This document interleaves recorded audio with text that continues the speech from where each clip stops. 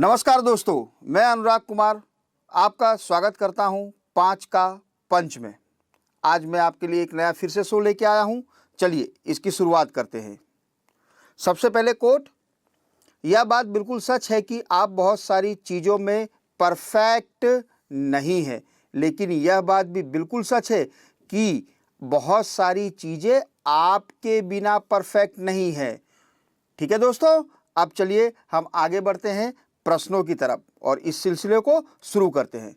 सबसे पहला प्रश्न, हाल में ही डीआरडीओ ने भारतीय सेना के लिए सीमा की निगरानी के लिए कौन सा ड्रोन विकसित किया है? नीचे 4 ऑप्शन दे रखे हैं, नजर, त्रिनेत्र, भारत, प्रहरी। दोस्तों इसका सही जवाब है भारत। चलिए मैं दिखाता हूं कैसे। ये देखिए, भारत एक ड्रोन है जिसे विकसित किया है डीआरडीओ ने भारतीय सेना के लिए। किस लिए विकसित किया है कि ये जितना भी आप देख रहे हैं येलो लाइन जो मैं खींच रहा हूँ, ये है एलएसी। ठीक है, ये पाकिस्तान से लगती एलएसी है हमारी, और ये एलएसी लगती है चाइना से। तो इसकी निगरानी करने के लिए इसको विकसित किया गया है। ठीक है, और ये है यूएवी, मतलब अनमैन्ड एरियल व्हीकल। इसको बनाया किसने है? डीआरडीओ ने, रक्षा अनुसंधान एवं विकास संगठन। इसका मोटो क्या है? बलस्य मूलम विज्ञानम, जो कि संस्कृत से लिया गया है। इसकी स्थापना 1958 को हुई थी। मुख्यालय नई दिल्ली है और इसके प्रबंधक हैं डॉक्टर जी सतीश रेड्डी। ठीक है दोस्तों, तो जो भारत है ये आर्टिफिशियल इंटेलिजेंस आधारित इक्विपमेंट बनाया गया है और इसको बनाया है डीआरडीओ चंडीगढ़ ने।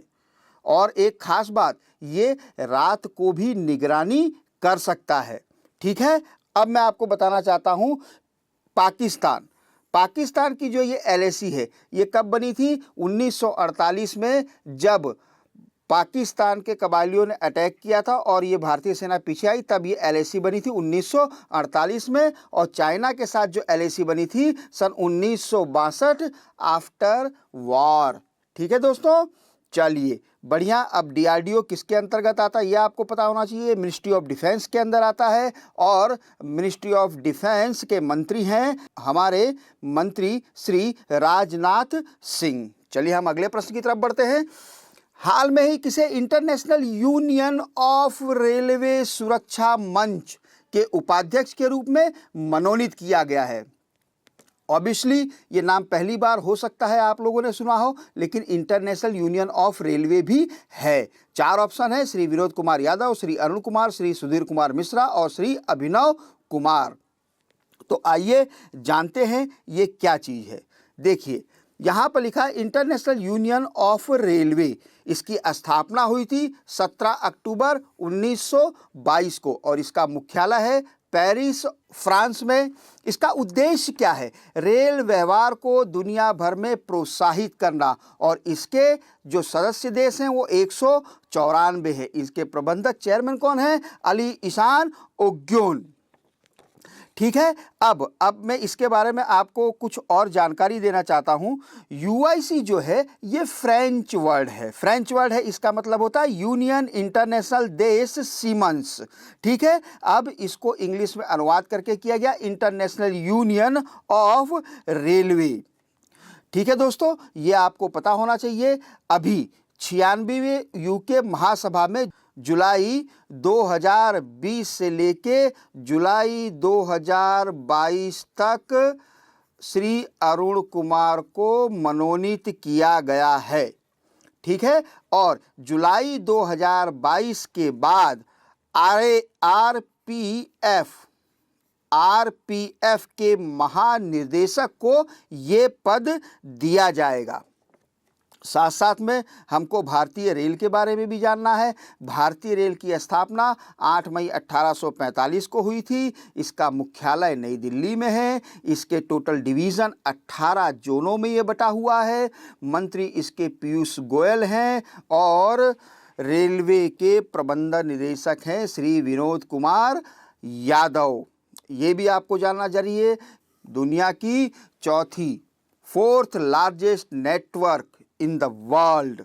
ठीक है दोस्तों, अब यूआईसी है क्या? यूआईसी जो है सदस्यों की सुरक्षा एजेंसी के बीच सूचना का आदान प्रदान करता है। यानी जो मैंने बताया आपको 194 देश इसके सदस्य हैं, जो रेलवे से लगी सुरक्षा एजेंसियां हैं उनके बीच सूचना का आदान प्रदान करता है। चलिए हम आगे अगले प्रश्न की तरफ बढ़ते हैं। ऑक्सफोर्ड यूनिवर्सिटी के कोविड-19 वैक्सीन की 1 बिलियन खुराक का निर्माण किस कंपनी द्वारा किया जाएगा? 4 ऑप्शन है, Serum Institute of India, Sun Pharmaceutical Industries Limited, Biocon Limited, Cadila Health Care Limited. इसका सही जवाब है Serum Institute of India. Serum Institute of India ये पुणे बेस्ड कंपनी है और इसकी स्थापना हुई थी 1966 में। इसके जो सीईओ हैं वो है अदर पूनावाला। कौन है मित्रों? अदर पूनावाला। अब अगर हम देखें तो इसको सीरम को ये कॉन्ट्रैक्ट कैसे मिला है? ठीक है, इसका जो टाई अप है ऑक्सफोर्ड यूनिवर्सिटी का जो पार्टनरशिप है, क्या नाम है मित्रों?